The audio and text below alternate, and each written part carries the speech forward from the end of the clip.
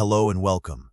Today, we're diving deep into a specific and often overlooked complication related to a common medication, methotrexate stones. We'll explore what they are, why they form, and how we can manage and even prevent them. So, let's embark on this informative journey together. Methotrexate stones at their core are formed from the medication methotrexate itself, or its metabolites, primarily 7-hydroxymethotrexate. The main culprit leading to their formation is high-dose methotrexate therapy, often used in treating cancers and certain autoimmune diseases. When administered at these higher doses, the kidneys can become overwhelmed, struggling to effectively filter and excrete the drug and its breakdown products. Other contributing factors include dehydration, which concentrates the methotrexate in the urine, and acidic urine pH, which makes methotrexate less soluble and more prone to crystallization. To understand the formation of these stones, let's delve into the pathophysiology. Methotrexate and its metabolites are primarily eliminated from the body through the kidneys. When methotrexate levels in the urine become excessively high, exceeding its solubility limit, the drug starts to precipitate out of solution. This precipitation process is significantly enhanced in acidic conditions. These crystals then aggregate and grow, eventually forming larger stones within the kidneys or urinary tract. These stones can then obstruct the flow of urine, leading to a cascade of complications. While precise epidemiological data on methotrexate stones are limited, they are known to be a relatively uncommon complication compared to other types of kidney stones. Their occurrence is strongly correlated with the use of high-dose methotrexate, particularly in the treatment of malignancies like leukemia and lymphoma. Patients receiving this type of chemotherapy are considered to be at the highest risk. However, it's important to note that methotrexate stones can also occur, albeit less frequently, in patients receiving lower doses for autoimmune conditions like rheumatoid arthritis and psoriasis, especially if they have other risk factors. The signs and symptoms of methotrexate stones are very similar to those of other types of kidney stones.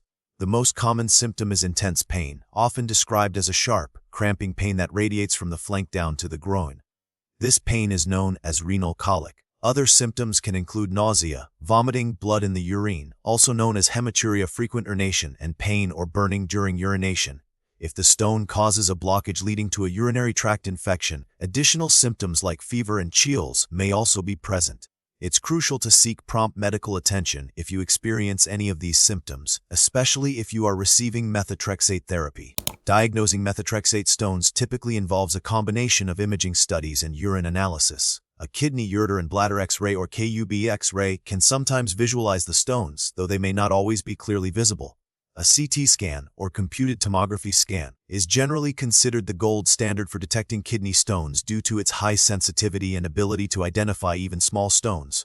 Urine analysis can reveal the presence of methotrexate crystals or blood, and it can also help assess the urine pH.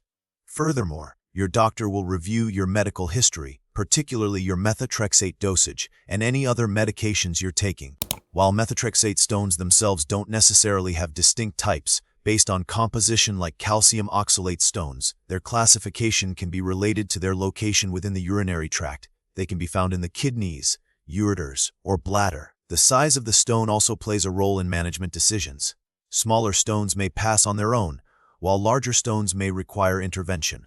Treatment and management of methotrexate stones focus on pain relief, promoting stone passage, and preventing further stone formation.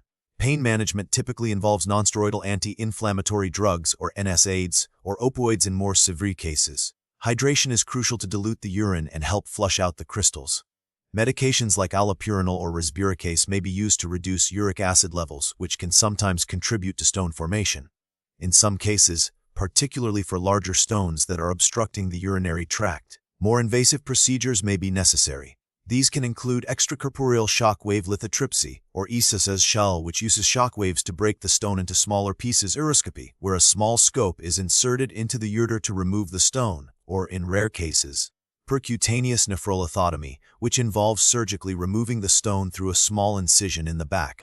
Prevention is key when it comes to methotrexate stones. This involves maintaining adequate hydration by drinking plenty of fluids, particularly water, throughout the day. Alkalinizing the urine can help to increase the solubility of methotrexate and prevent crystal formation. This can be achieved through dietary modifications or medications like sodium bicarbonate or potassium citrate.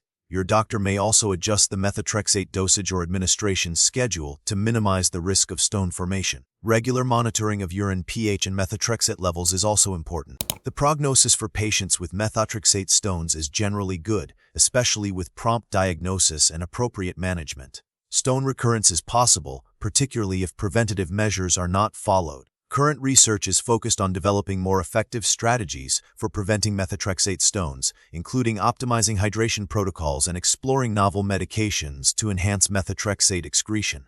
Advances in minimally invasive surgical techniques are also improving the management of larger stones. Understanding the risk factors, recognizing the symptoms, and implementing preventative strategies are all crucial for minimizing the impact of methotrexate stones and ensuring the best possible outcome for patients receiving methotrexate therapy. Thank you for watching.